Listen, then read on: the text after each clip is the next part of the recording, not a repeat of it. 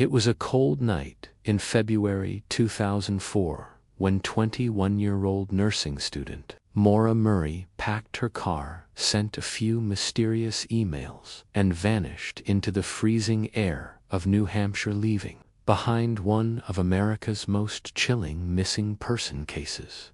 She told her professors there had been a death in the family, but there hadn't. She emailed her boyfriend saying she loved him, withdrew $280 from an ATM, and filled her car with alcohol. Then she drove northbound. Hours later, on a quiet, snowy road in Haverhill, New Hampshire, her car skidded off the path and hit a tree. The airbags deployed, the windshield cracked. But when police arrived, Maura was gone. No footprints, no struggle, no sign she'd ever been there. It was as if the earth had swallowed her whole. Within minutes, the road was flooded with flashing lights, officers, fire trucks, locals offering help. But Maura's trail ended right there. Her car was locked. Inside were her clothes, her school books, a box of wine, and a map of the White Mountains. What was she running from? Or who was she running to? The investigation that followed turned from a simple accident report into one of the most haunting disappearances in U.S. history. Police believed Maura might have walked into the woods, disoriented, freezing to death in the dark. But search dogs traced her scent for only about 100 feet before it vanished completely, like she'd been lifted from the ground.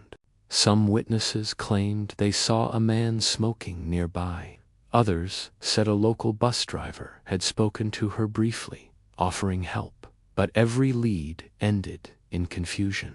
There were no footprints, no calls from her cell phone, no transactions on her cards. Her digital trail just stopped. Within days, the media picked up the story. Maura's image, a young, bright student with a shy smile, was everywhere. But the more people learned, the stranger it got. Why had she lied about a death in her family? Why did she pack her dorm room like she wasn't coming back? And why, just days before disappearing, was she caught crying uncontrollably at work, saying almost nothing about why? Theories exploded online. Some believed Maura planned her own disappearance to escape school, life, or a secret she couldn't face. Others said she was abducted by someone on that lonely road.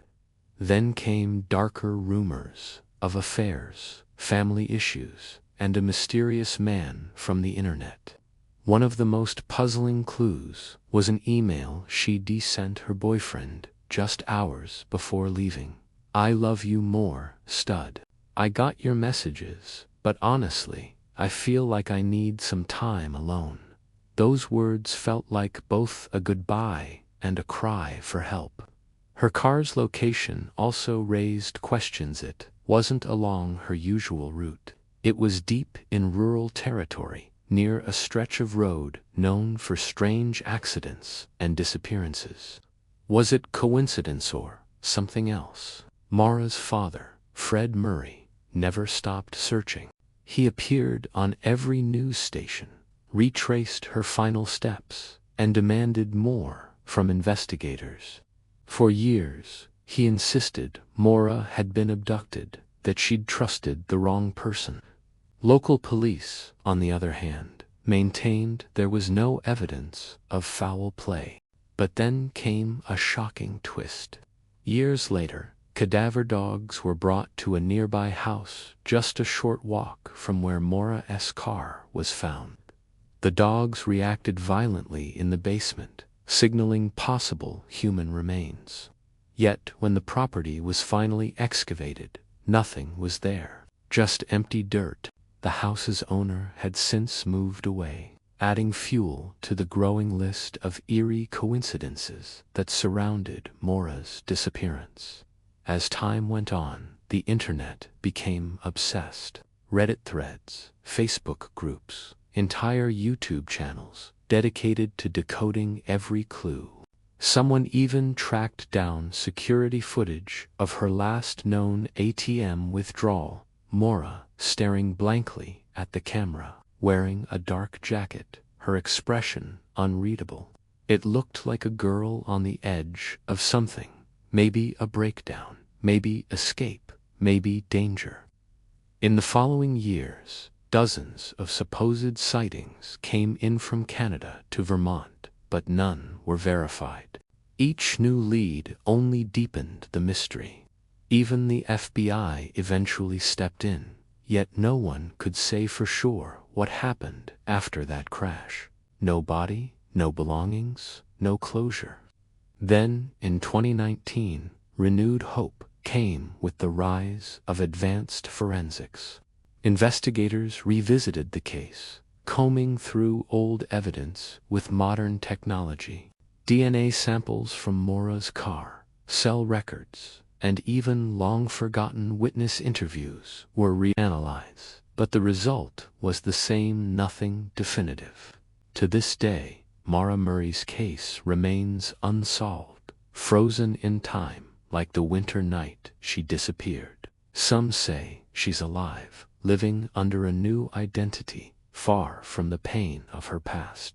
Others believe she met a tragic fate within minutes of that crash. But every theory seems to circle back to one haunting question: how can a person simply vanish from a populated area in the age of phones, cameras, and constant surveillance without leaving a single trace? Maura's story is more than just a mystery, it's a mirror, a reflection of how fragile life can be, how quickly one choice, one moment, can turn ordinary into unexplainable. Her disappearance sparked national attention, not just because it was unsolved, but because it could have been anyone: a student under pressure, a daughter hiding pain, a young woman trying to start over. Somewhere between the lies, the fear, and the unknown, she slipped into the shadows and never came back. Today, the sign marking the spot where her car was found still stands, surrounded by flowers and letters from strangers who never knew her but feel connected to her story. The disappearance of Maura Murray remains one of the most chilling mysteries of modern America puzzle, with no clear edges, a story with no ending. Maybe one day, new technology or a forgotten witness will bring the truth to light. But until that day, all we can do is remember the girl who drove into the cold, quiet night and never came home.